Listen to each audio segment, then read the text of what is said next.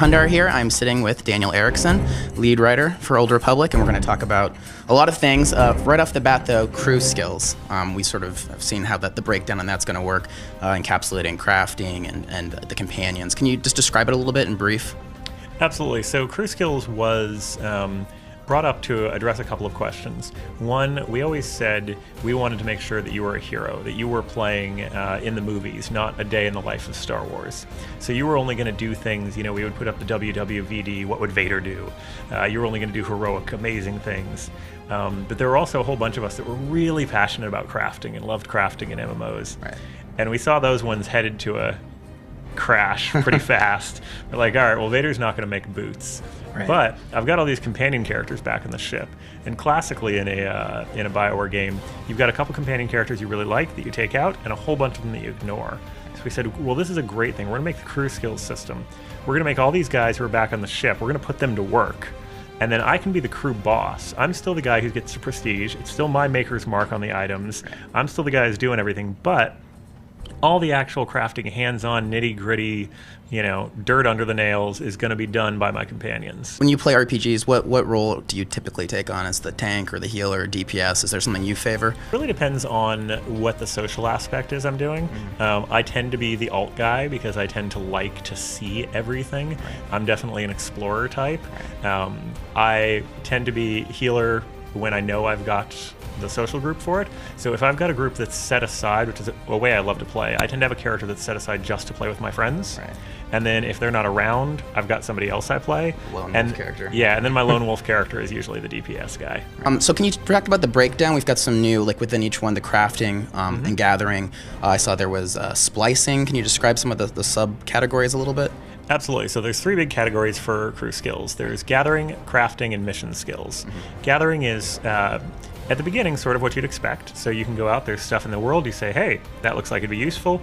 You can grab it, you can point at your companion and you say, hey, why don't you grab it? Which can actually be useful in a number of situations where you're trying to, let's say you're in an area that you really shouldn't be in for your level, but you want to be able to gather something that's in that area. You can throw yourself into combat and pull a mob away from the node and then send your companion to do it, right? And just keep yourself away long enough.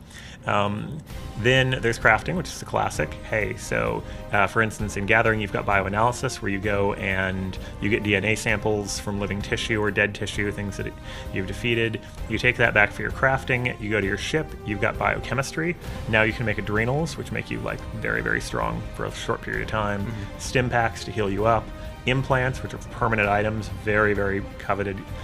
Then the mission skill system, which is a totally new thing, and this is you're going to send your companions off on sort of mini quests all on their own. It's kind of offstage missions, and each one of the mission skills is to get a different thing. So diplomacy is totally to get light side and dark side points. So you open up the thing, you say, hey, here's a cool mission. I'm going to send off one of my companions. They're going to sort of spread my influence out in the galaxy, and then I'm going to get dark side points because I sent them to do a dark side thing, or light side points because I sent them to do a light side thing. Treasure hunting, by contrast, is for loot. Right. You say, hey, just go get me some mad loot. One of the things that's interesting is all the gathering skills also come with a mission skill of it. So if I don't want to go head off to Coruscant to get, I know that there's a really basic item I need, I can actually just call back to the ship and send somebody on a mission specifically to go get items for my biochem. You're not limited to like sticking to one and only being able to access stuff like that, or is it a lockdown system? You're not limited between the three. You can mix and match, but you are limited in how many you can take. So there's a very strategic approach to it.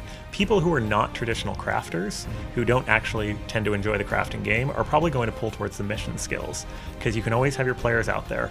Missions go from 5 minutes to 23 hours. You can always keep your people doing, and it's an aggregate positive, right? You just send them on missions, you get cool stuff back, you come in 23 hours later and you're like hoping for a crit.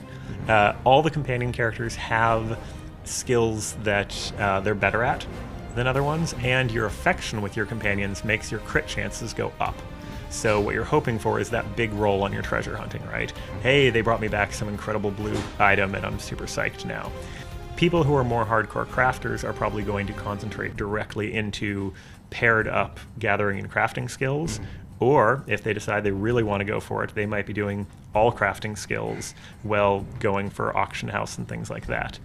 If you want to be somebody who's wants to make sure you want to get into crafting, but you're not willing to make the investment to sort of start your own business and lose the money, you might balance it out with some crafting stuff and some mission skills to make sure that you can still bring in an income to sort of offset what you're putting down. Let's say they go heavily into crafting. Will they have an advantage over people who maybe opt for the mission skills instead? It really depends on how good they are and how dedicated they are. So things that are important about the crafting system and the crew skills system. We are absolutely dedicated to some of the best stuff on the server being made by the crafters. That said, it's a social game, right? They need the entire society because the best ingredients are going to be things that can only be gotten from being out there in the field and finding them there. There's also rare recipes. There are going to be people on the server who know things that you don't know as a crafter. Other master craftsmen who have their own specialties and things that only they can make. Will that guy have a advantage over the guy who did all the mission skills? It really depends. If the guy with the mission skills has been saving all that money and he can then go buy the thing from the crafter, right? It's sort of as real life. You can either manufacture or you can purchase manufactured goods. It really depends on your passions. Right. So does that sort of strengthen the role of the community endgame in terms of like the economy and like active trading versus just like, oh, I went grinding and did all these quests and killed this, to get this. Does that sort of push that into a more of a spotlighted role?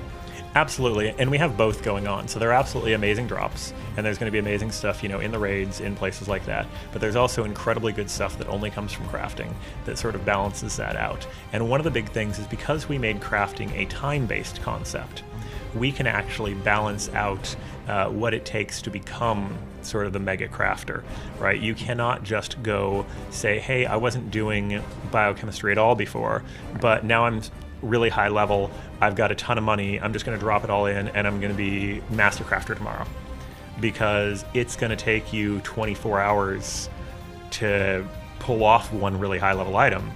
So okay, now that guy's booked. Now yeah, you can jam 5 of your guys on that crafting table at once, but you're still limited.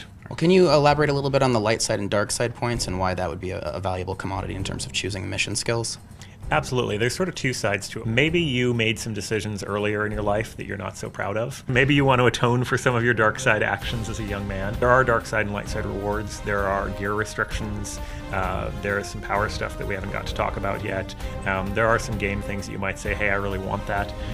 Or you just might want to make sure that when somebody looks at your character, there's a nice blazing. You want to make sure you're the darkest of the dark. So there's a few different reasons you might decide to be the diplomat on that one. I could be a Jedi consular with a really a mean streak in terms of my dark side points, or like a Sith with like a heart of gold, so to speak. Morality and faction are always separate because we want everyone to have the full Bioware experience. Obviously, each of the classes starts in a different place on the light side, dark side meter to begin with. Right? A Sith naturally starts dark and has a very hard fight to go up. If I'm kind of I'm kind of secretly dark Jedi guy, but I don't want to be seen that way, and I don't want people saying, oh, I don't know if I want to group with this guy. I might be really just taking the cheap way out all the time in my quests and doing totally dark side things, and then sending all my people out to spread the good word of my name and kiss babies and give money to small poor people and things, and keep myself in a pretty level light side dark side place.